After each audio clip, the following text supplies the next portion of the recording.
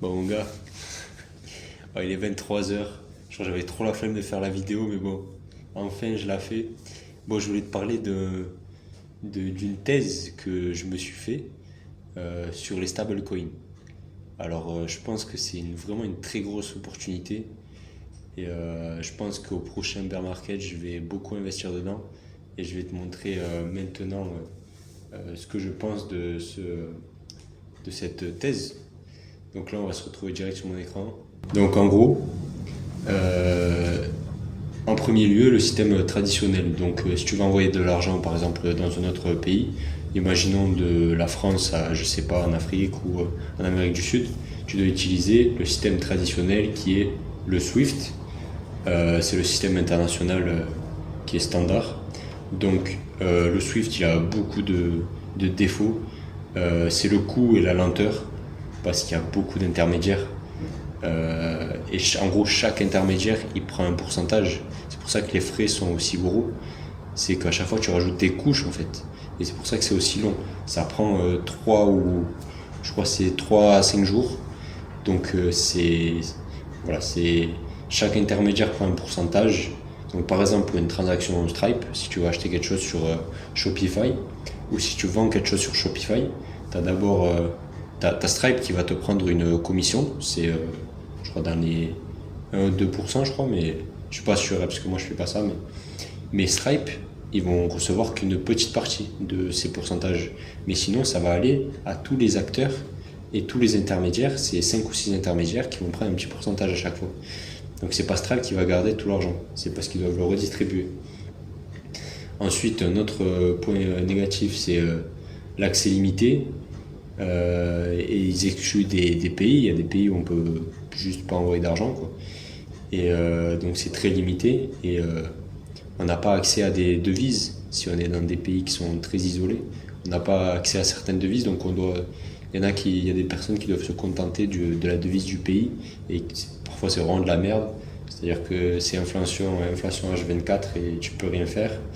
Et les horaires qui sont très restrictifs, tu peux pas le faire tous les jours. Je crois que tu as des jours de la semaine où je sais pas, le week-end tu peux pas en faire.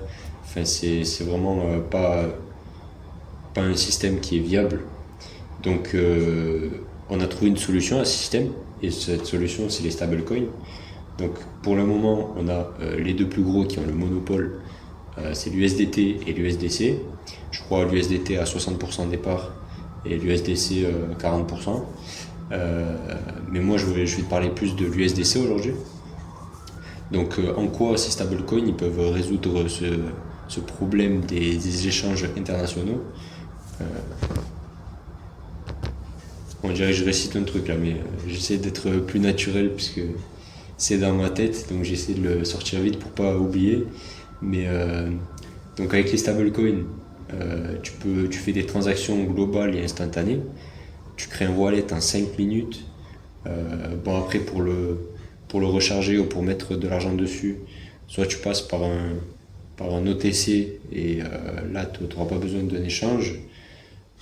Quoique c'est aussi un échange mais c'est moins régulé. Ou sinon tu peux passer par un échange, mais là tu seras obligé de passer ta carte et tout ça. Donc il y aura une trace quand même.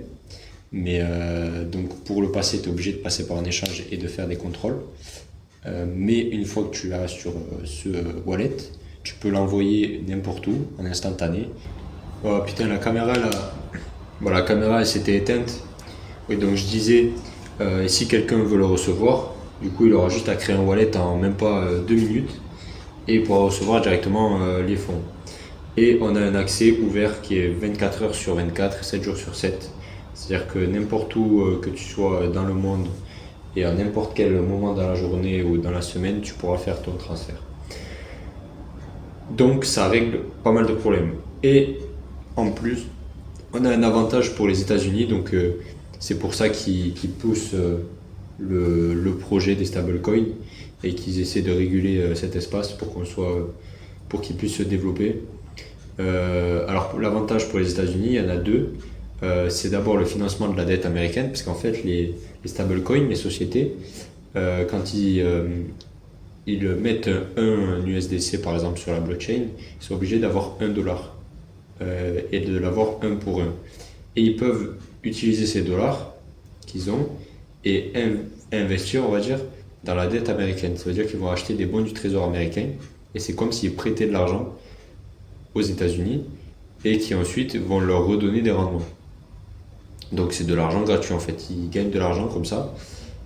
Et ensuite on a la domination du dollar 2.0, c'est-à-dire qu'avec ce système, les pays qui n'ont pas accès au dollar actuellement, ils vont pouvoir petit à petit avoir de plus en plus accès au dollar. Ça veut dire que ça va renforcer le dollar, ça va renforcer la dominance des États-Unis et ça va renforcer leur contrôle. Donc c'est tout bénéf pour eux en fait. Et donc quel serait le meilleur moyen de s'exposer à cette opportunité quoi. Ça serait d'investir dans Circle. Alors Circle, c'est la société du coup qui a USDC, ils ont aussi EuroC, et c'est la société qui a ces stablecoins, et ils sont passés en bourse dernièrement. Donc c'est la première société de stablecoin qui a été cotée en bourse. Donc elle a une valuation, je sais pas comment on dit, mais qui est assez haute. Parce que là ils sont à quand même 50 milliards et donc c'est en dessous de Coinbase qui est à 100 milliards. Donc moi personnellement j'investirais pas maintenant parce que c'est beaucoup trop haut pour moi, même si la macro est très favorable pour une montée prochaine. Je pense que le meilleur moyen ce serait d'investir en bear market, et moi c'est ce que je vais faire, c'est-à-dire que quand on aura un bear market, ce qui va arriver c'est sûr, je vais investir massivement dans cette société et dans la société Coinbase également. Alors pourquoi cette société spécialement? C'est qu'elle est en conformité avec les réglementations. Elle a les licences MiCA pour l'Union Européenne que USDT n'a pas. Et dernièrement, il y a les États-Unis qui ont fait des réglementations pour les stablecoins, et c'est possible que l'USDT ne soit pas en accord avec ces réglementations, mais l'USDC est toujours en accord. Donc le désavantage, c'est que c'est beaucoup plus centralisé et les gouvernements ont un pouvoir dessus.